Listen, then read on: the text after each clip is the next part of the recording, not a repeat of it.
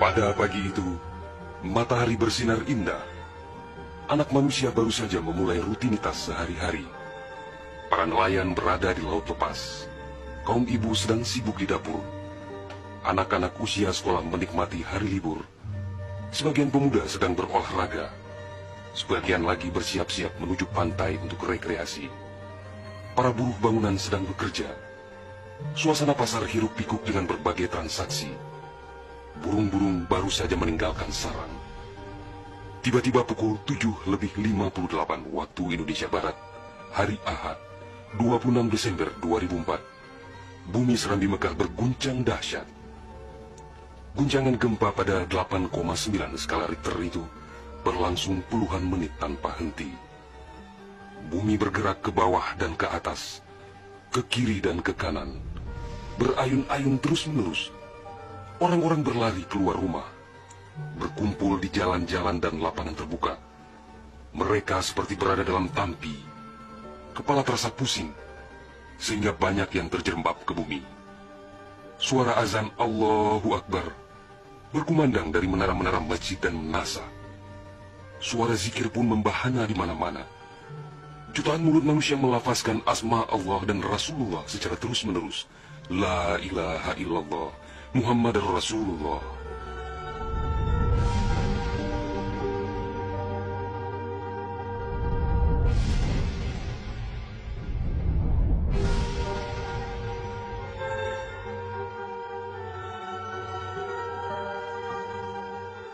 Seusai gempa dahsyat itu, sebagian orang pergi untuk melihat-lihat situasi. Karena terbetik kabar bahwa di tempat tertentu ada bangunan yang rubuh, ada tanah yang terbelah, dan ada pula rumah yang ditelan bumi. Tidak terpikirkan oleh mereka apa yang akan terjadi setelah itu. Tidak ada tanda-tanda alam yang begitu kentara. Tidak ada yang mampu menafsirkan dan menduga sebentar lagi akan terjadi bencana maha dahsyat yang meluluh lantakan permukiman penduduk sepanjang pesisir Aceh. Tidak ada pula yang mampu menerjemahkan berbagai firasat atas pusaran nasib yang bakal menimpa tanah rencong.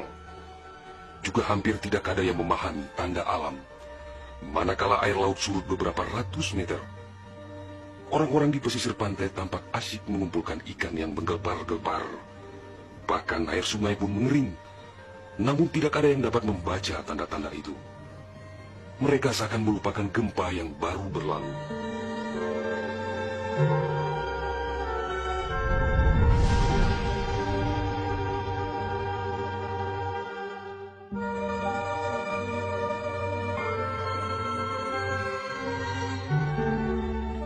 Di berbagai tempat, orang-orang sibuk memperbincangkan gempa sangat dahsyat itu yang belum pernah mereka alami.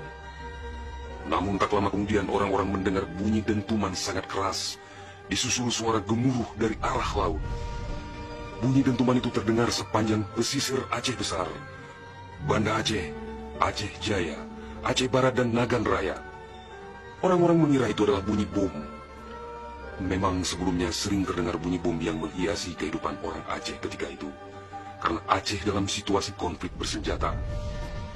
Orang-orang pun bertanya dalam hati, mengapa masih ada pihak yang tega berperang dalam suasana yang begitu menakutkan? Orang-orang mengira pagi itu hanya sekedar gempa. Mereka sama sekali tidak menduga bahwa bunyi dentuman keras tersebut adalah akibat patahan lempengan bumi yang berpusat di Samudra Indonesia, sekitar 149 km sebelah selatan Calang Aceh Jaya. Dan itulah penyebab gempa. Di samping kehendak Allah pemilik alam semesta, belum sempat mereka bernafas lega akibat gempa. Dalam suasana gebalau dan kucar-kacir itu, tiba-tiba daratan diterjang air laut. Air berwarna hitam pekat itu datang sangat tiba-tiba dengan suara gemuruh yang menakutkan. Ia berlari sangat cepat, menerjang apa saja yang dilaluinya. Di tempat-tempat tertentu air mencapai ketinggian 18 meter. Bahkan ada yang mencapai 35 meter, seperti di kawasan Luknga. Dari jauh air yang beringas itu tampak bagaikan rupa naga yang menggeliat-geliat mencari mangsa. Air dengan kecepatan 900 km per jam itu bagaikan bulldozer yang melumut apa saja yang ditemuinya. Orang-orang berusaha menyelamatkan diri dengan berbagai cara. Namun hampir semua orang, hewan-hewan, benda-benda, rumah, lakbatat kaye bate, digulung air itu tanpa kecuali.